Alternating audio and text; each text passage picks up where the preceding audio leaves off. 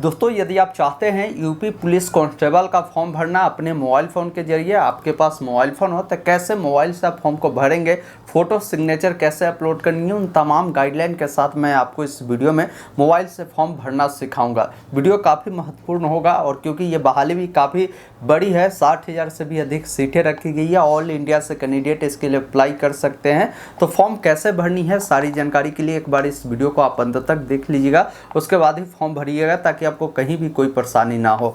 Video अगर आपको पसंद आए तो इसे लाइक शेयर जरूर कीजिएगा और चाहते हैं आगे भी इस प्रकार की अपडेट आपको मिलती रहे तो चैनल को आज ही सब्सक्राइब करेंगे ताकि आने वाली सारी अपडेट की जानकारी आपको मिल पाएगी। आप सभी के लिए हमने व्हाट्सएप चैनल बनाया है जहां जुड़िए, जहां जितनी भी जॉब आती है उसकी अपडेट सबसे पहले शेयर कर दिया जाता है। फिलहाल मोबाइल के स्क्रीन पर चलते हैं, पूरी जानकारी आपको लाइव जो भी ब्राउजर होगा उससे आप ओपन करेंगे। गूगल में सिर्फ आप इतना लिखेंगे ऑनलाइन अपडेट STM, ये वेबसाइट आपको दिखेगा, इसको आप ओपन करेंगे और यहीं पर जब नीचे स्क्रॉल कर आएंगे तो लेटेस्ट जॉब का आपको सेक्शन मिलेंगे। लेटेस्ट जॉब में ही आपको मिलेगा यूपी पुलिस कांस्टेबल वैकेंसी 2024, जिस पर आपको क्लिक करना है। पूरी जानकारी आपको इस बहाली के बारे में यहाँ मिल जाएगी। जैसे आप फॉर्म कब तक भर पाएंगे, तो फॉर्म भरने की अंतिम तिथि 16 जनवरी 2024 तक रखी गई है। इन बातों को ध्यान रखिएगा। बाकी नीचे आएंगे एप्लीकेशन फ़ी की जानकारी दिए गए, वैकेंसी किस कैटेगरी के लिए कितनी है और भी जो जानकारी है एज के बारे में भी आपको मिल जाएगी और सभी महत्वपूर्ण दस्तावेज की भी जानकारी आपको दिए गए हैं। यहीं पर इंपॉर्टेंट लिंक में ऑनलाइन अप्लाई का डायरेक्ट आपको लिंक दिए गए हैं, इस लिंक पर आपको क्लिक करना है। आप आ जाएंगे उत्तर प्रदेश पुलिस के ऑफिशियल वेबसाइट पर। यहीं पर देखेंगे एक ऑप्शन आपको मिलेगा अप्लाई ऑनलाइन का, जिस पर आपको क्लिक करना है। अब यहाँ पर देखिए आपके सामने रजिस्ट्रेशन फॉर्म खुलते हैं जिसमें सबसे पहले आपको पर्सनल डिटेल पूछी गई है। जैसा आपका जो भी नाम होगा आप अपना फर्स्ट नेम यहाँ पर डालेंगे और अपना लास्ट नेम डालेंगे। किसी का नाम अगर 3 अक्षर का राम कुमार शर्मा है तो आप ऊपर वाले में ही राम लिख दीजिएगा, फिर आपको स्पेस देकर कुमार लिख देना है और लास्ट नेम में आपको शर्मा लिख देना है। इस प्रकार आपको नीचे आना है, आपका जो पूरा नाम है इस बॉक्स में आपको लिखना है।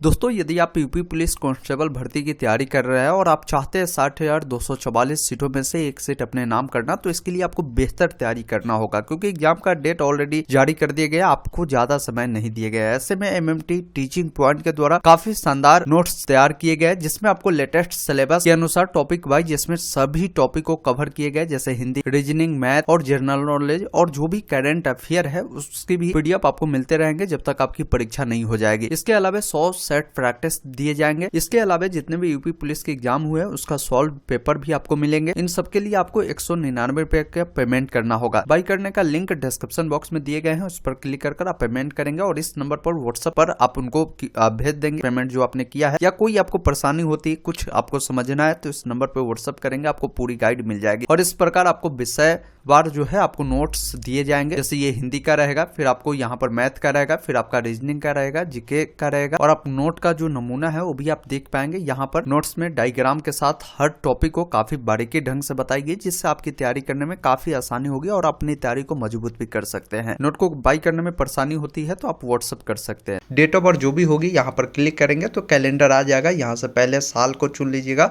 और जो भी आपका महीना होगा उससे आप चयन करिएगा और जो डेट होगा उससे आप यहाँ से चयन कर लीजिएगा। इस प्रकार डेट ऑफ बर्थ आपका आ जाएगा। पिताजी का जो नाम होगा इस वाले कॉलम में आपको लिख देना है, माताजी का नाम लिखना है और आपका जेंडर क्या है, आप लड़का है या लड़की है उसकी जानकारी बताएंगे। अपना मोबाइल नंबर बताएंगे और उसी मोबाइल नंबर को दोबारा से आपको डालना है। यहाँ पर आपका आधार नंबर है तो आप जरूर अपना 10 नंबर में आधार नंबर दे दीजिएगा।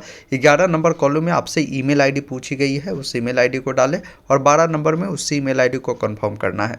13 नंबर में नेशनलिटी पूछी गई है तो यहाँ पर आपको इंडियन चुनना है। यहाँ पर देखिए अदर इन्फॉर्मेशन है जिसमें कुछ जानकारी आपसे पूछी जाती है। 14 नंबर में पूछा गया कि क्या आप उत्तर प्रदेश के निवासी है, तो यहाँ पर आप एस करेंगे। देखिए अगर उत्तर प्रदेश को अगर आप एस करते हैं तो कुछ जानकारी आपसे पूछी जाएगी, जैसे कोई candidate SC ST OBC EWS या DDF वाले हैं, उन सबको यहाँ पर जो रिलैक्सेशन एज में दिए गए हैं या जो भी छूट मिलते हैं वो अगर आपको चाहिए तो आप यहाँ पर एस करेंगे। एस करेंगे तो कुछ और जानकारी आपको बतानी होगी, जैसे देखेंगे यहाँ पर पूछा गया कि आपकी जो कैटेगरी है उसकी जानकारी पूछी जाएगी और आपके पास जो डोमेस्टियल सर्टिफिकेट यानी निवास प्रमाण पत्र है वो आपने किस लेवल से बनवाया है वो आप यहाँ से चयन कर लीजिएगा। बाकी आपको बताना है कि जो आपने निवास प्रमाण पत्र अपना बनवाया है वो कब इशू हुआ है वो डेट यहाँ से चयन कर लेंगे। नीचे आना है, जो भी आपने सर्टिफिकेट बनवाया है उस सर्टिफिकेट का जो सीरियल नंबर है वो आप यहाँ पर बताएंगे। अब यहाँ पर आपको बताना है कि आपका होम डिस्ट्रिक्ट कौन सा है, उससे आप यहाँ पर चयन करेंगे और अपना निवास प्रमाण पत्र की जो संख्या है आपको यहाँ पर बताने के बाद नीचे कैटेगरी आपको बतानी है कि किस कैटेगरी से आप बिलोंग करते हैं। नीचे आना है, यहाँ पर आपको बताना है कि जो अपने प्रमाण पत्र है आपने किस स्तर से बनवाया है उसकी जानकारी आप यहाँ पर बताएंगे। ये प्रमाण पत्र आपकी कैटेगरी सर्टिफिकेट के बारे में पूछी जाती है, जो कैटेगरी आप चुनेंगे उसके अकॉर्डिंग पूछी जाएगी। अब यहाँ पर प्रमाण पत्र जो बनवाया है कैटेगरी सर्टिफिकेट कब बनवाया है कैलेंडर के माध्यम से उससे चयन करेंगे और आपके जो जाति प्रमाण पत्र होंगे उस पर आपको एक सर्टिफिकेट नंबर मिलता है सीरियल नंबर के रूप में, उसे आप यहाँ पर फिल करेंगे। नीचे आना है, आवेदन संख्या जो भी होगा आप यहाँ पर लिख सकते हैं, नहीं है तो इसे आप छोड़ भी सकते हैं। अगर आप स्वतंत्रता सेनानी के अगर कैंडिडेट है तो आप यहाँ पर एस नो में उसकी जानकारी दे सकते हैं, अन्यथा यहाँ पर नो कर दीजिए। अगर आप यूपी गवर्नमेंट का एम्प्लॉय है तो उसकी जानकारी एस नो में आप बता सकते हैं। अगर आप जो है होम गार्ड में कम से कम 3 सालों तक काम किया है तो यहाँ पर उसकी जानकारी देंगे, और कोई एक्स सर्विसमैन है तो उसकी जानकारी आपको देनी है, ये सब जानकारी देनी है। फिर यहाँ से क्वालिफिकेशन जानकारी 20 नंबर से भरनी है। अब यहाँ पर अदर स्टेट वाले भी बहुत सारे कैंडिडेट होते हैं, तो आप सिंपली अदर स्टेट वाले हैं, यूपी के नहीं है, यहाँ पर आप नो करेंगे तो बहुत सारी जानकारी आपको नहीं भरनी है। आपको सिर्फ अपना बताना है कि आप किस राज्य के कैंडिडेट है, अपना राज्य को चुन लीजिएगा और कैटेगरी में आपको जनरल ही मिलेगा, जनरल के थ्रू ही आप फॉर्म को भर पाएंगे। 20 नंबर में आपको देखिए हाई स्कूल की डिटेल आपसे पूछी जा रही है। इसमें सबसे पहले आपको बताना है कि जो आपने 10वीं पढ़ाई किया होगा, जैसे देखिए कुछ जानकारी आपको यहाँ पर समझ में ही नहीं आएगा कि कहाँ क्या भरना, तो इसके लिए बेटर क्या है कि मोबाइल से ही भरते हैं। तो यहाँ पर 3 लाइन पर आप जाइएगा और एक ऑप्शन देखिए यहाँ पर मिलता है डेस्कटॉप साइड का, सिंपली इस वाले चेक बॉक्स पर आप टिक कर देंगे तो देखिए आपका जो फॉर्म है जैसे लैपटॉप में पूरी जानकारी खुलती है उससे अकॉर्डिंग आ जाएगा। अब योग्यता प्रमाण पत्र में जैसे 20 नंबर में जो जानकारी पूछी गई उसके बारे में डिटेल में आप समझ पाएंगे। जैसे यहाँ पर आपने किस बोर्ड से 10वीं किया है, यहाँ पर बोर्ड का नाम लिख दीजिएगा, किस वर्ष आपने उत्तीर्ण किया है, यहाँ पर आप जब क्लिक करेंगे तो आपको महीना मिलता है, अपने महीना को चुनिएगा। फिर जो आपके साल होंगे यहाँ से अपना साल को जो है चुन लीजिएगा और एक ऑप्शन देखिए यहाँ पर डन का मिलता है, डन पर क्लिक करेंगे, ये आपका ऐड हो जाएगा। अब आपका रिजल्ट जो है पास होगा, आप यहाँ पर पास चुनेंगे, आपका जो भी रोल नंबर होगा 10वीं का वो आप यहाँ पर बताएंगे इस बॉक्स में। फिर आपको 10वीं का जो मार्कशीट होगा उस मार्कशीट पर एक सीरियल नंबर होगा या आपके पास सर्टिफिकेट होगा उस पर सीरियल नंबर होगा, उससे आप इस वाले बॉक्स में फिल कर दीजिएगा। इतना करने के बाद फिर आपको अपने 12th की जो जानकारी है वो भी आपको यहाँ पर ऐड करनी होगी।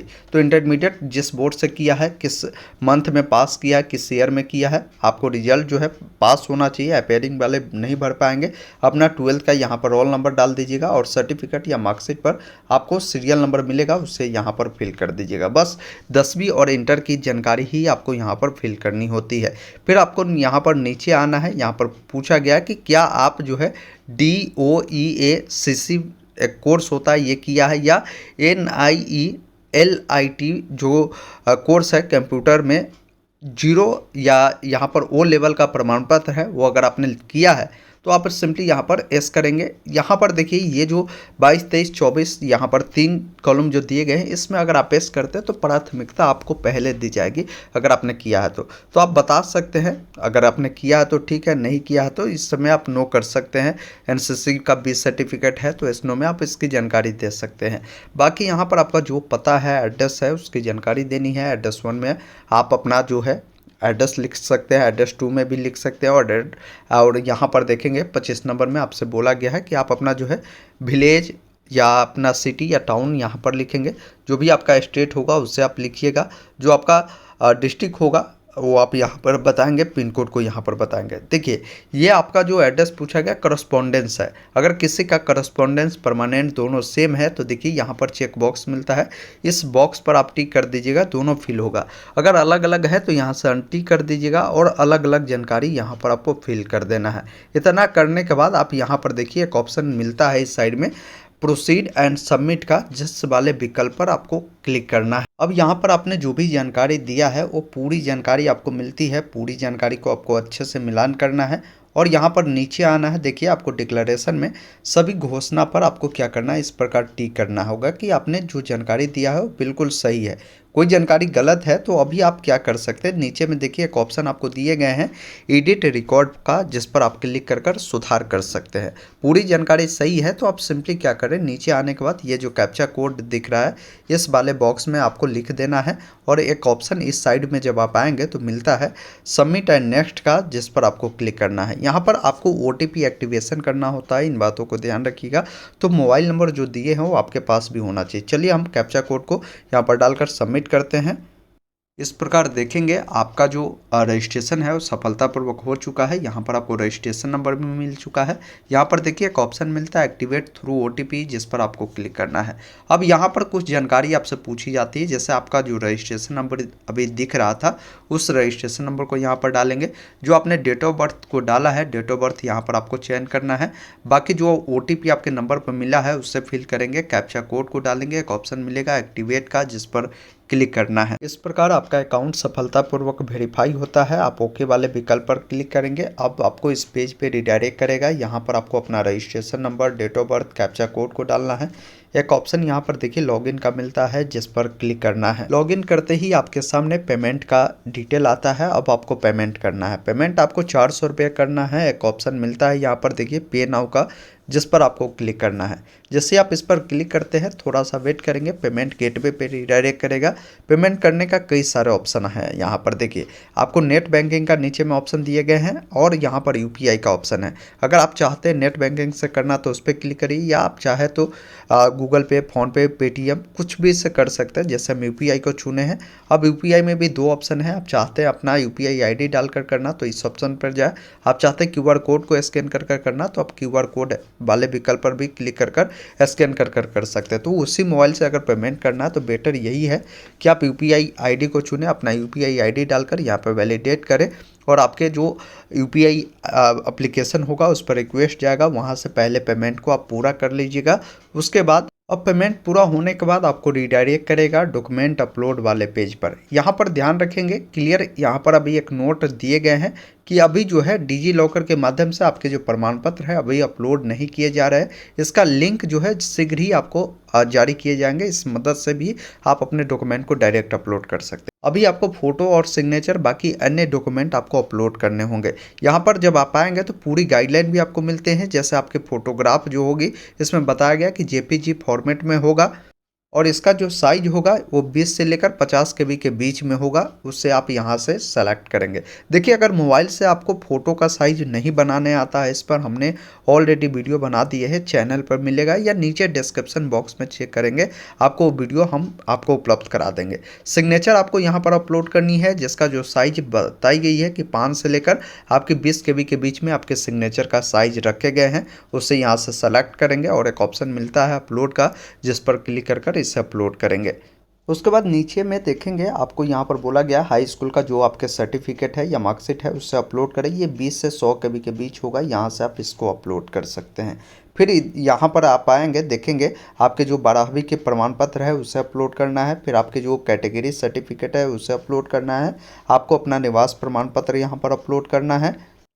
और इधर आप आएंगे तो देखेंगे एक ऑप्शन आपको यहाँ पर मिलता है फाइनल सबमिट करने का।